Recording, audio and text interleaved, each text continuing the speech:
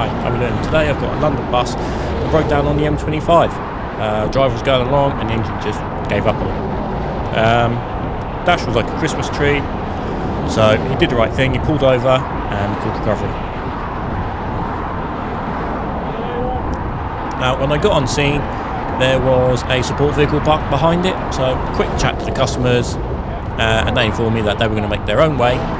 So it was only going to be myself and the casualty vehicle, which makes life somewhat easier. Obviously the M25 is a very dangerous place to work, so if you don't have to then look after the customer as well, or keep an eye on him, make sure, you know, always keep check what he's doing. If you don't have to do that, it makes your life easier as a recovery driver.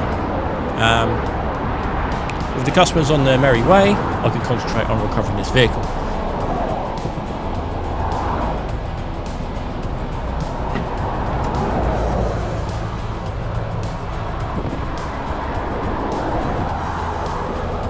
Start with the pre-lift, obviously. We've already backed onto it, boom was already folded down. So we've already done that, so stick the boom underneath the bus, get the front wheels up in the air, get enough room so you can stick the wheel stands underneath it. Now you have to be a little bit careful with buses. You need enough height so you can get the wheel stands underneath, but not ground out the bumper at the back. Most buses, the rear bumper is pretty scratched, pretty heavily damaged. However, you don't want to add to that. So if you don't, you know, if you can, be careful.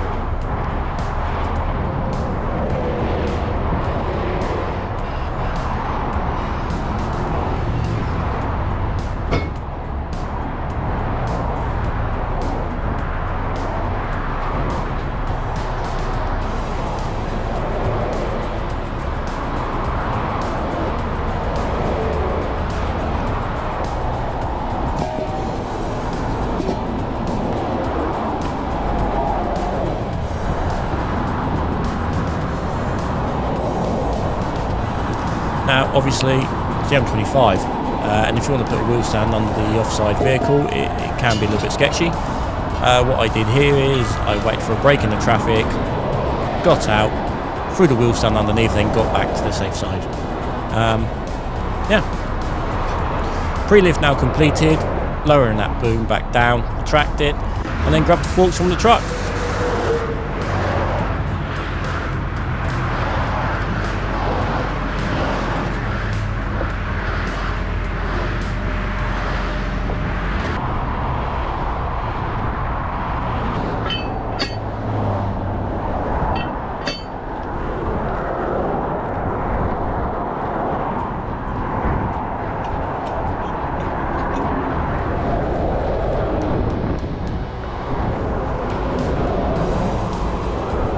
So on this vehicle, I'm going to lift off the ski ramps. You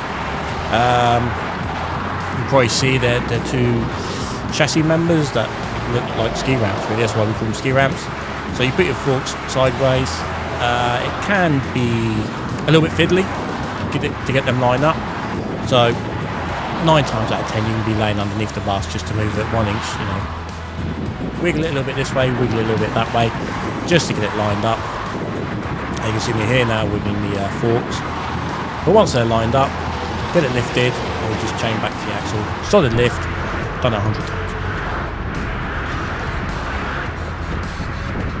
So I've done this lift 100 times. Not too many times on the M25.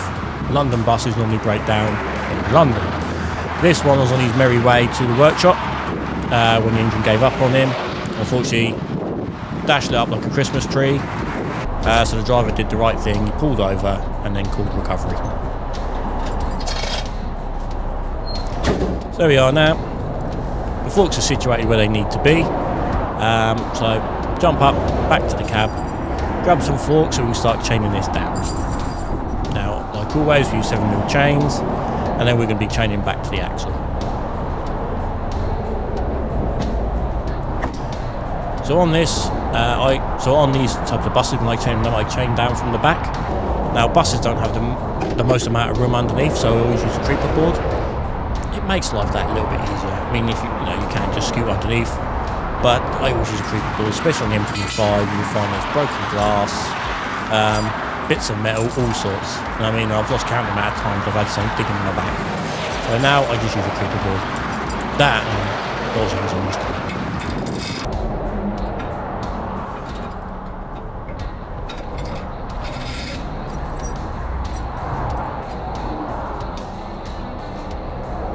So the way I'm chaining up here is I'm going around the axle, over the spring, and then looped into the pedestal. So this is pulling it into the fork, and it's also pulling it down, make sure it's not going to jump out. And then what I do is I cross back to the other chain, so then when we drop it down, release the handbrake, it will go tight and I'm going with it. Rock solid way of chaining, that's the way I always do it. If you've got a different way of chaining, let me know. Drop it down in the comments, and yeah, if you have got a different way, definitely write it down, because every day is a school day and I love to learn something new. You know, I don't know it all. You know, nobody knows it all in this industry, so yeah, any tips or hints that you've got, much appreciated. Vehicle chain down, put the creeper board back in the truck, lower her down, ride height basically where she's going to be, and then yeah, carry on with the recovery. Now normally I would air up first, however my battery gun, it died on me. After 9 good years, she died on me. So I'm on my backup. A pneumatic impact gun. So I'm having to run a red air line from the back of the truck to the half shaft. That's the reason I haven't connected the air first, because I need that red air line to use it on my gun. So she died. 9 good years my Milwaukee lasted me. 9 good years. But I suppose she had to die sooner or later. Bolts out, give her a tap, and the half shaft comes out. Give her a quick wipe over. You don't want to drip oil over everything, especially on the back of the lorry. Try and have some pride in your motor. Plenty of blue roll, wipe it all off, and then yep, carry it back to the truck, throw her in the half shaft holder, which on this vehicle is actually up quite high. Luckily I'm 6'3", doesn't bother me, but I know some short drivers tend to struggle a little bit. But since that truck was actually designed for me, yeah. There we go. Go back now, click the blue roll, stick it in the hole, so make sure there's no oil goes on the cab. That's it. Beautiful. There we go.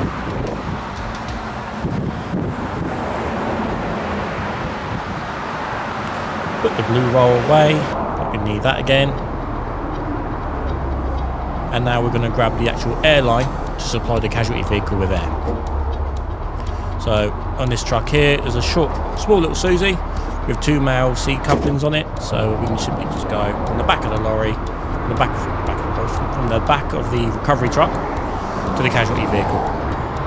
Buses have an air point right at the front, on the front cross member. So you only need a short little Susie. There we go. You see there on that front cross member. Sometimes they can be a bit of a pig. Being on the front cross member, they do get wet with all the grime and the salt water, so they do rust quite often. So they can be a bit of a pig, but this one went in quite nicely into the back of the recovery truck, and we're supplying that casualty vehicle with air.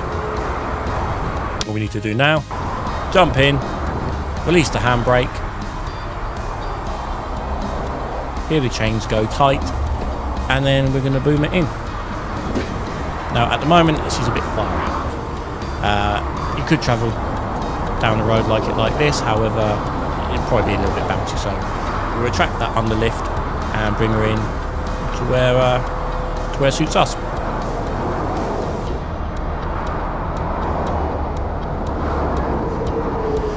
Also, a thing that out of habit that I always do, I always retract the underlift all the way and then I boom out. I've often found that for one reason or another, one stage will extend before another one. So I always retract them and then boom them out altogether. Sorry, it doesn't make sense that what I said, does it?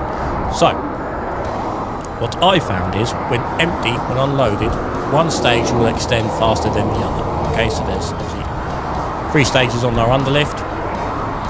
However, when loaded, they extend both at the same time, so all the stages extend equally. So that's the reason that I retract it fully and then I boom it out to where I want it. If that makes sense. I hope it does. Casualty vehicle now in the position where we want it. It's just a case now of sticking some lights on it. Now I've got wireless lights.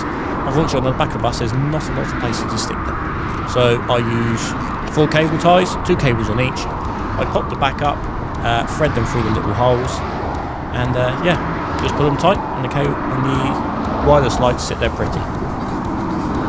Now when I'm at destination, when I'm dropping the vehicle off, a pair of cutters, cut the cable ties, and that's it. It's a nice simple way of connecting wireless lights. That's it. That is my bus loaded on the side of the M25. Back in the cab, and now it's get up to speed, wait for a break in the traffic, and then join the carriageway. So I left one of the GoPros on the back here, so you can see how much movement there is. So it's surprising how much bouncing actually happens on the back of a recovery truck. But she got there safe, we unloaded her, and the customer was happy. And it was on to the next one. Anyway, I hope you enjoyed this video, and yeah, I'll see what I come across on my daily recoveries, and then if anything interesting pops up, I will be sure to post a video. Nice one. Cheers.